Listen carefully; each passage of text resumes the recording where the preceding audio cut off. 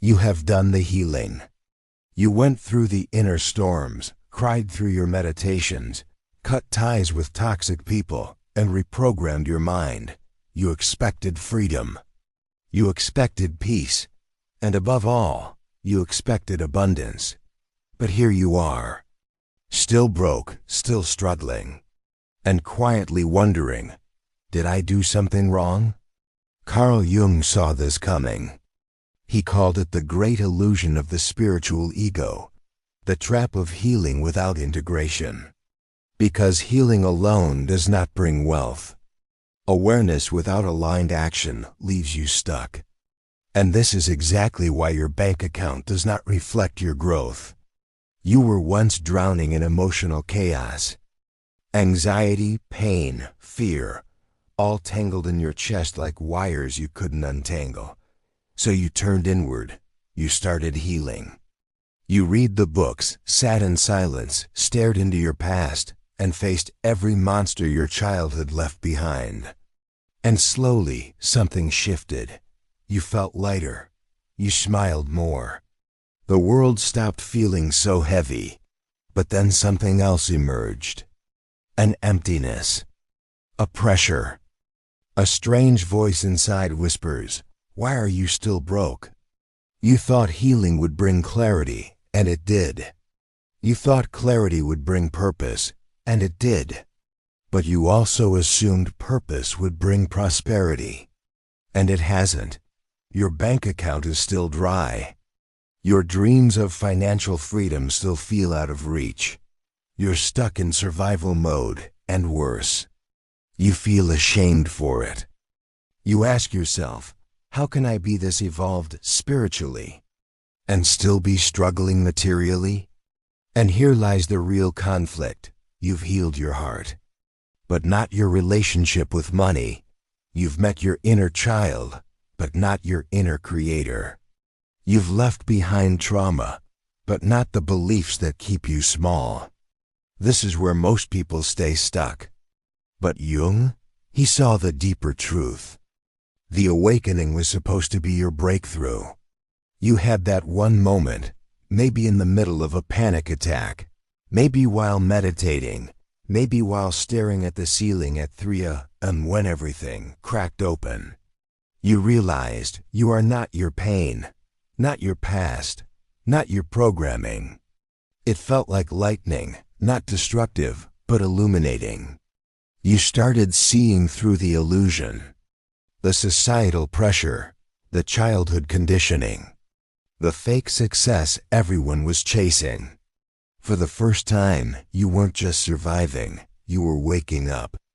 You felt powerful, clear, untouchable. But then, something strange happened after the light came to silence. After the clarity came confusion. After the freedom came fear. You began noticing things no one warned you about. You couldn't stay motivated. You couldn't relate to your old friends. You felt too high for the grind, but too broke to rest. And slowly, the excitement of awakening turned into anxiety. Because you had changed, but your life hadn't caught up. You kept wondering, why is my nervous system healed, but my business is still failing? Why do I feel wise, but can't pay rent? This is the awakening shock. You escape your inner prison, only to realize you're still broke outside of it. That's when the real crisis begins. And it's the exact moment Carl Jung knew was coming. Carl Jung wasn't just a psychologist. He was a pioneer of the soul's journey, the one who saw that the human being I send is simply a body or a mind, but a complex, layered being made of archetypes, shadows, and untapped divine power. And when it came to success, wealth, and self-actualization, he was clear. If your unconscious beliefs are in conflict with your conscious desires, you will sabotage yourself every time. Jung said healing is only half the story. Yes, it brings clarity, peace, and awareness, but awareness without embodiment is just another cage. After healing, People often believe they're done, but in reality, they've only begun. Healing your past is like clearing the weeds. Now you have to plant. Now you must create. This is where most people spiritually collapse. Because true creation requires facing your shadow, and the shadow, according to Jung, is not evil. It's the unlived life. The disowned parts. The ambition you buried because your parents said it was selfish. The drive you denied because society told you to stay humble. The leadership you silenced because you feared being judged. That shadow is not your enemy, it's your energy.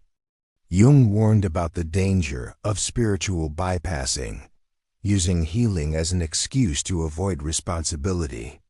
Many people stay broke not because they don't deserve abundance, but because they secretly believe they're more spiritual if they suffer. They've attached identity to the struggle. And deep down, they fear who they would become if they were powerful, wealthy, and fully expressed. He once said, "People will do anything, no matter how absurd, to avoid facing their own soul." And this includes facing your own financial potential. You can meditate every morning, chant mantras, clear your chakras, but if your shadow still holds shame, guilt, or fear around money, it will block everything. Jung's message wasn't just psychological, it was spiritual. The shadow holds your creativity, your voice, your wealth. And until you invite it in, you'll keep calling your struggle fate when it's actually avoidance. Now the question is, will you dare to face what you've buried? But now you breathe. You hold the line. You trust the unseen. Because this is what real integration looks like. Doing the right thing, even when it's hard. Especially when it's hard. This moment, this silence, is the portal. And you realize something profound. You are no longer chasing money. You're magnetizing it. You're becoming someone whom money feels safe with. Someone who is not ruled by desperation, but led by purpose. And that's when the shift begins. Clients begin to find you. Opportunities open. Not because you forced them, but because you passed the test. You showed the universe that you can be trusted with the next level. Carl Jung said, "The privilege of a lifetime is to become who you truly are." And this moment, right here, is where that privilege is earned. You've walked through fire. Now you rise from it. Something has changed, not just outside of you, but within. You're no longer reacting to life, you're creating it. The confusion is gone. The desperation is gone.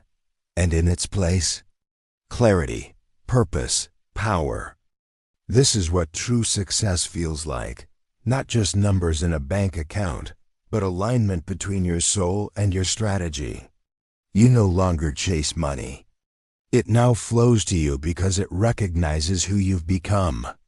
You are no longer the wounded healer trying to fix the world to feel whole. You're the integrated creator, someone who turned wounds into wisdom and wisdom into wealth. And the most beautiful part? You didn't have to become someone else. You remembered who you've always been. Carl Jung said that people will do anything, no matter how absurd, to avoid facing their soul. But you faced it. You didn't bypass. You didn't run. You stood still and let the truth burn away every illusion you were holding on to. Now you walk differently. You speak with conviction, not arrogance, but certainty. You make money, not for ego, but to serve, to expand, to build. You show up online, not for attention, but because your message matters. You no longer question your worth, because your actions prove it every single day. And here is what most people don't understand. True success isn't about external validation. It's about becoming the kind of person who naturally attracts everything they used to chase. Because when your inner world aligns, Your outer world adjusts. Automatically, you look around and realize the life you once begged for now feels normal, peaceful, grounded. But you're not done. You're not settling. You're expanding. Because success, to you now, isn't a finish line. It's a responsibility. You carry your story, your scars, and your wisdom as sacred tools to guide others who are just beginning. You become the proof, the permission, the lighthouse. This is the life Carl Jung envisioned, one where the shadow is no longer a prison, but a portal to power. And you walked through it, not by luck, not by force, but by courage. You've healed, you've integrated, and now you've risen. If this message spoke to your soul, it's because a deeper part of you already knows the truth. You were never meant to stay broke after healing. You were meant to build with clarity, with purpose, with power. But here's the truth. This transformation isn't a one-time moment. It's a lifestyle, a practice, a choice you make every single day. So if you felt seen in this video, don't let this be the end of your journey. Let it be the beginning of a new chapter. Subscribe to MythSync, because every video on this channel is designed to awaken the fire within you and help you turn deep healing into unstoppable momentum. Like this video, if it stirred something inside you, even something uncomfortable. That discomfort, it's growth. Comment below and tell me what moment hit you the hardest. I read every single one.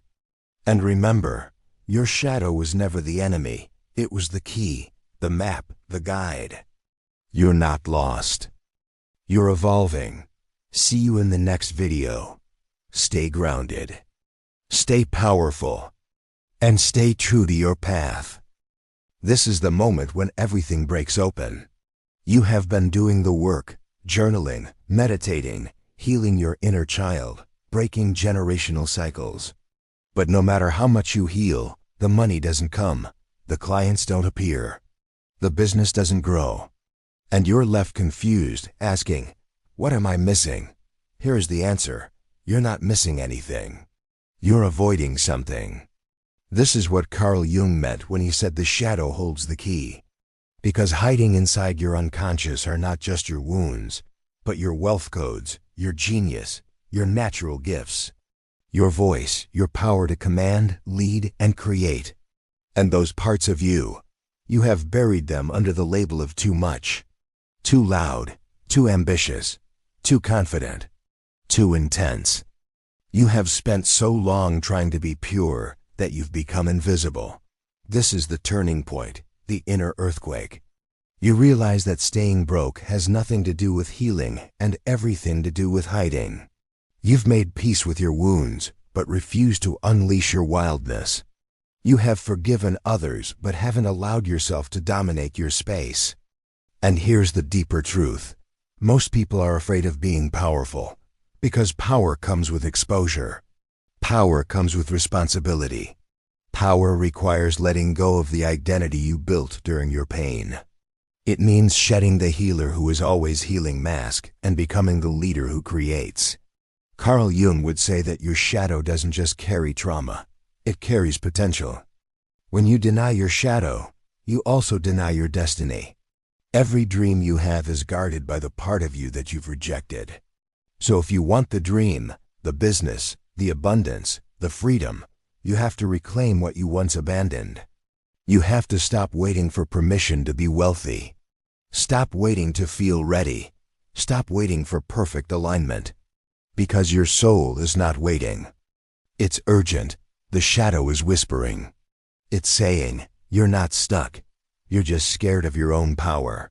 And when you finally hear that voice, not just with your ears, but with your soul, you unlock the door to everything you've been searching for. Now comes the most difficult part, the part where theory must become action. This is where most people retreat. But not you.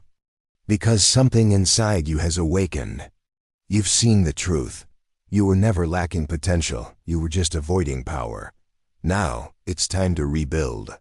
But this time, from the inside out. Carl Jung believed that transformation is not about becoming something new. It's about remembering what you are. And what you are is powerful beyond belief. Not because of the books you've read or the traumas you've survived, but because you've integrated them. You are no longer just the healer. You are now the creator. This is where you begin to take aligned action, not based on fear, not based on urgency, but based on inner clarity. You don't build a business to prove yourself. You build it because it is your soul's expression. You no longer reject money as something low vibrational. You now see it as sacred energy, a tool to serve, create, and expand your impact. And yes, this part is terrifying. Because now you must make offers, speak boldly, set prices, take risks. Step into leadership, be seen.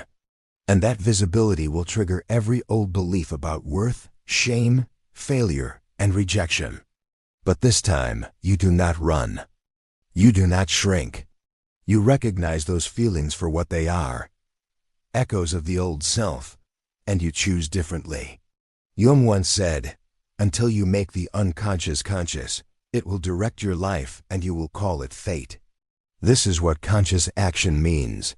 You act from the truth of who you are, not the fear of who you were. You begin setting boundaries around your time and energy. You stop working for free. You charge what you're worth. You stop apologizing for your vision.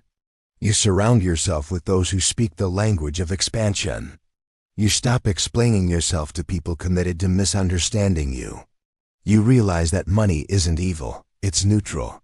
It simply amplifies who you are, and you now are someone who knows your value.